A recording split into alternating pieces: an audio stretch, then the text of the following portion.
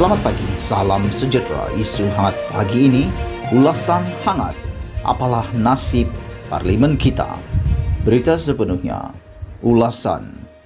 Dalam Belanjawan 2022, parlimen menerima dana sebanyak RM148.3 juta, yaitu pertambahan sebanyak RM3.02 juta atau 2,04% berbanding 2021. Bagaimanapun, ia sebenarnya kecil dan tidak signifikan. Ia berbeza dengan Belanjawan 2019 apabila dana parlimen ditingkatkan kepada RM137.4 juta berbanding RM125 juta pada 2018, yaitu pertambahan sebanyak RM12 juta atau 8,95%. Hakikatnya, kadar penambahan RM12 juta itu adalah 3 kali ganda lebih besar daripada pertambahan dalam Belanjawan 2022.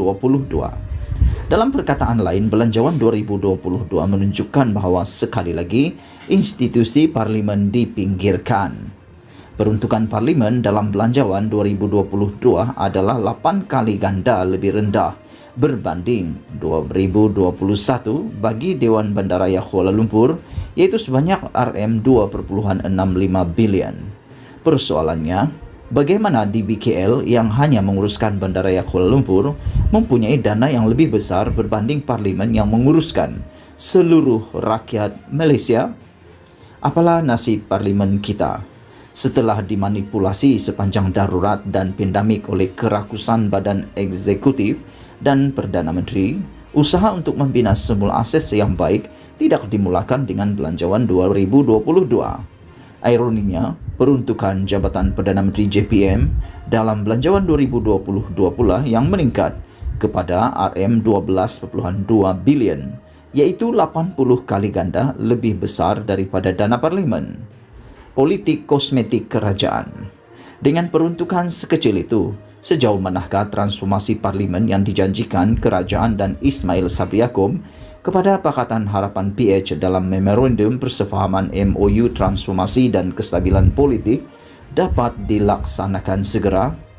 Belanjawan 2022 sepatutnya menjadi permulaan terbaik untuk melihat transformasi parlimen dilaksanakan, terutama sekali apabila kerajaan mahu memperkenalkan semula Akta Perkhidmatan Parlimen 1963 untuk memberi autonomi kepada parlimen untuk ditadbir tanpa campur tangan eksekutif. Sayangnya, perkara itu tidak berlaku.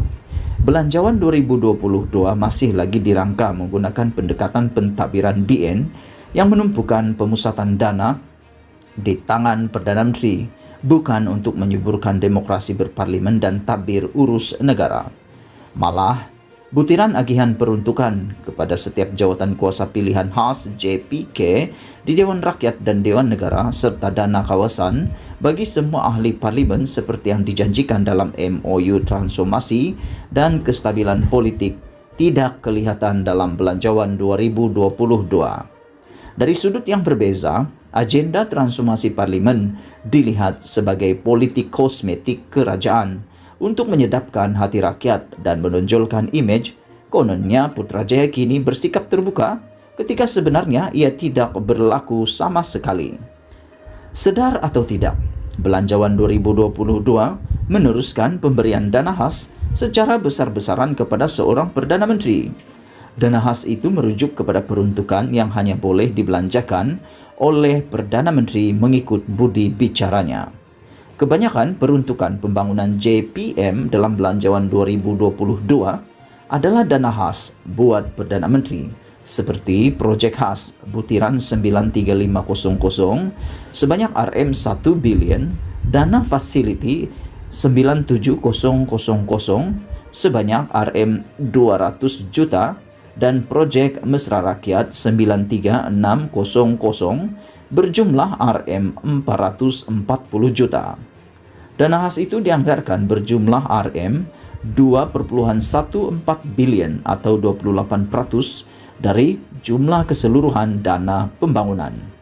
Bayangkan, seorang Perdana Menteri mendapat peruntukan dana khas yang nilainya 14 kali ganda lebih besar berbanding peruntukan parlimen. Tidak peka nasib rakyat. Jumlah dana Perdana Menteri juga lebih besar berbanding belanjawan 2021 Johor, yaitu sebanyak RM1.85 bilion.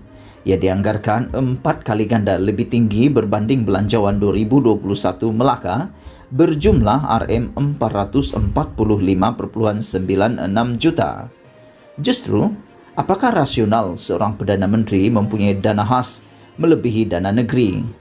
Bukankah ini satu pemusatan kuasa yang tidak sihat untuk sistem demokrasi berparlimen di negara kita? Masalahnya, dana khas ini sukar untuk disemak secara terbuka. Jika kebanyakan ahli parlimen sendiri sukar mendapatkan maklumat tentang perkara ini, apatah lagi untuk ia diketahui oleh orang awam. Kurangnya ketelusan dan maklumat terperinci mengenai perbelanjaan dana khas Perdana Menteri ini menyebabkan ketirisan dan pembaziran sering berlaku. Isu menaik taraf seri perdana dengan kos sebanyak RM30 juta ketika COVID-19 masih mencengkam merupakan contoh terbaik bagaimana seorang Perdana Menteri tidak peka kepada nasib rakyat yang terbeban dengan pandemik. Dana khas yang besar itu lebih bermanfaat jika digunakan untuk membantu rakyat yang susah. Apa harapan yang ada? Pada umumnya, kekurangan dana parlimen dalam belanjawan kali ini perlu dirunding untuk diperbetulkan. Tidak munasabah sekiranya Ismail Sabri menawarkan transformasi parlimen dengan menandatangani MOU transformasi dan kestabilan politik, tetapi pada masa sama gagal memberi dana yang setimpal untuk memastikan institusi itu berfungsi dengan baik.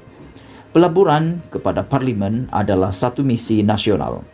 Institusi itu perlu diperkukuh bagi menangkis prasangka dan helah politik yang boleh menjejaskan kestabilan politik negara pada masa hadapan.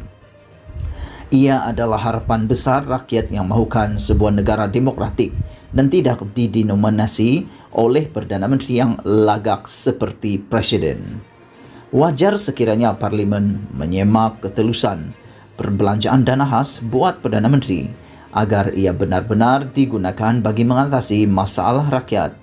Tanpa kawalan yang konsisten daripada parlimen, dana khas itu boleh disalahgunakan sekali lagi untuk kepentingan politik Perdana Menteri.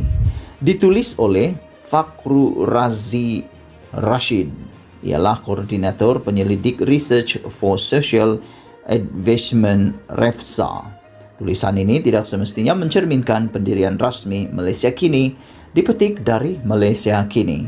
Sekian isu hangat pagi ini. Jangan lupa tinggalkan komen anda, tekan butang subscribe dan tekan butang like. Malaysia kita punya, kita jaga sama-sama, cintai Malaysiaku. Kita jumpa lagi. Bye-bye.